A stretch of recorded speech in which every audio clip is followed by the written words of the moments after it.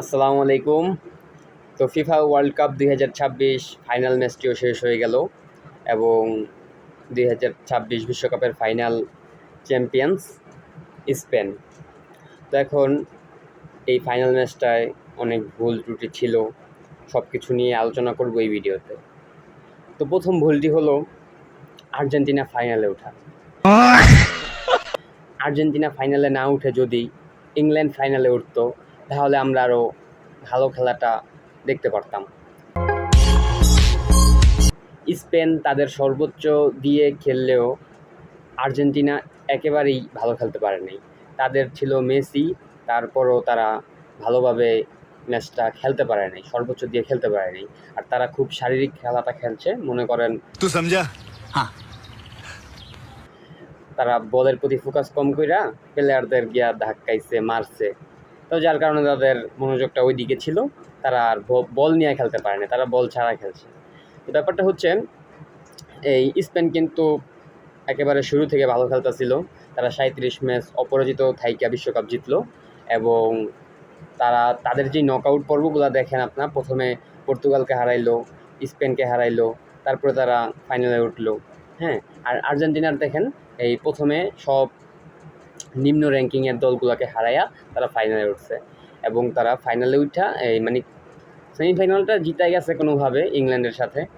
এটাকে unfortunately England জেতার কথা ছিল, বাট আর্জেন্টিনা জিতে গেল, যার কারণে ফিফা বিশ্বকাপ ২০২৬-এর ফাইনালটা ওই রকমভাবে জমে নেই। সম্পূর্ণ ম্যাচে স্পেন ২৩টার মতো শট করছে, হ্যাঁ, যার ভেতরে অন টার্গেট ছিল ১৩টার মতো। আর আর্জেন্টিনা ৩টা শট করছে, একটা অন টার্গেট ছিল না। আর আর্জেন্টিনা ফাউল করছে ১৩টা, স্পেন ফাউল করছে ৯টা। হ্যাঁ, মানে অনেক ফাউল খেলা হয়েছে।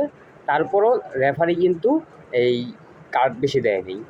এই যেই পরিমাণ ফাউল তারা করছে আর্জেন্টিনা এবং স্পেন খুব কম করছে, বাট আর্জেন্টিনা যেই পরিমাণ ফাউল করছে রেফারি উচিত ছিল এই যে আরও ২-৩টা লাল কার্ড দেওয়া। তারপরে একটা লাল কার্ড এনজো ফার্নান্দেজকে দিছে। তো তারপরেই আমি বলবো ম্যাচের টার্নিং পয়েন্ট ওইটা ছিল। যদি এনজো ফার্নান্দেজকে লাল কার্ড না দিত তাহলে কি হতো, হয়তোবা তারা ম্যাচটাকে ধরে রাখতো এবং শেষ পর্যন্ত টাই ব্রেকারে যেত, পেনাল্টি হইতো। পেনাল্টিতে গেলে আর্জেন্টিনা অবশ্যই জিতে ফেলতো, কারণ তাদের ছিল এমিলিয়ানো মার্তিনেজ। তো মার্তিনেজ কিন্তু ফর্মে ছিল, যদি ফাইনালে মানে টাই ব্রেকারে পর্যন্ত যেতে পারতো, পেনাল্টি শুট আউট পর্যন্ত যেতে পারতো, তাহলে অবশ্যই আর্জেন্টিনা কাপ নিতে পারতো। বাট পুরো ম্যাচ যদি বিশ্লেষণ করেন তাহলে আর্জেন্টিনা ভালো খেলা উপহার দিতে পারে নাই আর্জেন্টিনার ভক্তদের, এবং সবাইকে আর্জেন্টিনা ভালো খেলা উপহার দিতে পারে নাই। যদি স্পেন ২-৩টা গোল করতো তাহলে ভালো হতো, বাট ওই যে বললাম এমিলিয়ানো মার্তিনেজ সে একলাই স্পেনের সাথে খেলছে, এরকম একটা ব্যাপার হয়ে গেছে। তো আপনাদের কাছে জানতে চাই এই ম্যাচে আপনাদের কার খেলা ভালো লাগছে, এবং এই গোল্ডেন বল রদ্রি পাইছে, গোল্ডেন গ্লাভস এই সিমন্স পাইলো, তারপর এই যে ইয়ং প্লেয়ার অ্যাওয়ার্ডটা পাইছে ওই স্পেনের সিবিটা। তো যাই হোক, আপনাদের কাছে জানতে চাই আপনাদের কার খেলা ভালো লাগছে, কমেন্ট বক্সে জানাই দিবেন।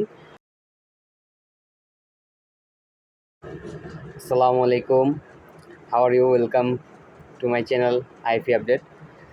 তো ফিফা ওয়ার্ল্ড কাপ ২০২৬-এর সবগুলো ম্যাচ শেষ হয়ে গেল, ফাইনাল ম্যাচটিও শেষ হয়ে গেল এবং আমরা আমাদের চ্যাম্পিয়ন দলকে পেয়ে গেলাম। তো আপনারা দেখতে পাইতেছেন স্পেন খুব দাপটের সাথে খেলা আর্জেন্টিনাকে হারাইছে। মানে পুরো ম্যাচ, পুরো মোমেন্টাম স্পেনের কাছে ছিল।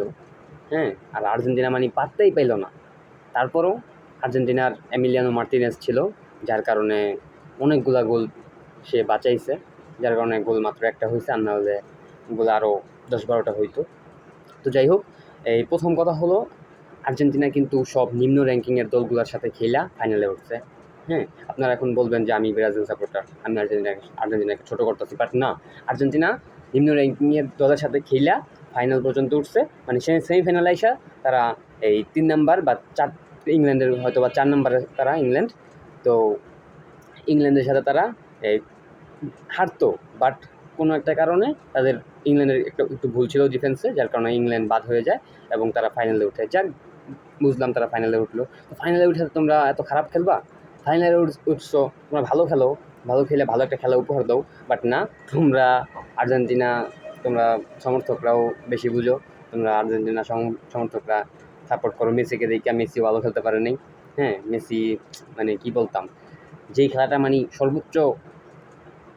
সর্বোচ্চটা দিয়া যদি খেলতো মেসি, তাহলে মেসি একলাই পারতো এই ম্যাচটাকে জিতাইতে। পারত মেসি বুড়ো হয়ে গেছে, এখন আর সাইকেল পুরান হয়ে গেছে, সাইকেল এখন আর চলে না। তো তোমাদেরও এখন বুঝতে হবে যে আর্জেন্টিনা শেষ।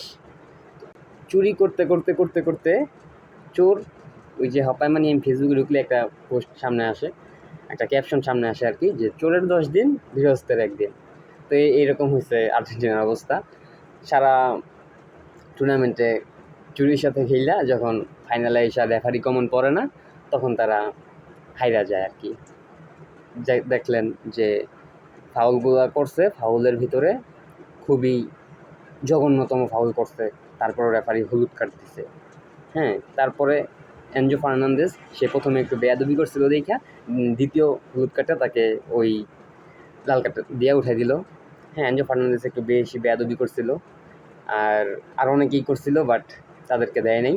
আর যাই হোক, এই ফাইনাল খেলাটা একটু মজা হয় নাই। যদি ইংল্যান্ড ফাইনালে উঠতে পারতো, তাহলে খেলাটা জমতো এবং খেলাটা মজা হইতো।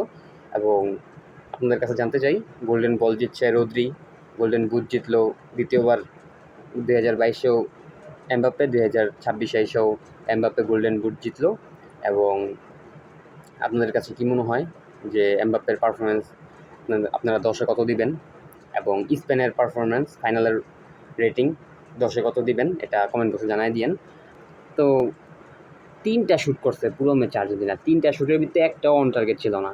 আর ওইদিকে স্পেন 20টার উপরে শট করছে, 10টার উপরে অন টার্গেট ছিল। বাট ওই বললাম এমিলিয়ানো মার্তিনেস, তার জন্য অনেকগুলো গোল সেভ হয়েছে, এবং এমিলিয়ানো মার্তিনেসের জন্যই 1-0 গোলের ব্যবধানে আর্জেন্টিনা হারছে। আর না হলে গোল 7টা হইতো। ওকে, তো আমার এক্সপিরিয়েন্স, আমি ফাইনাল দেখে যা বুঝলাম, ফাইনালের মতো হয় নাই। ফাইনালের মতো হয় নাই, ফাইনাল খুবই বাজে হয়েছে। ফাইনাল হওয়ার দরকার ছিল যেরকম, সেরকম হয় নাই। হয়তোবা যদি ইংল্যান্ড উঠতো, তাহলে আমরা একটা ভালো ফাইনাল দেখতে পারতাম। আপনাদের মন্তব্য মতামত কমেন্ট বক্সে জানতে চাই।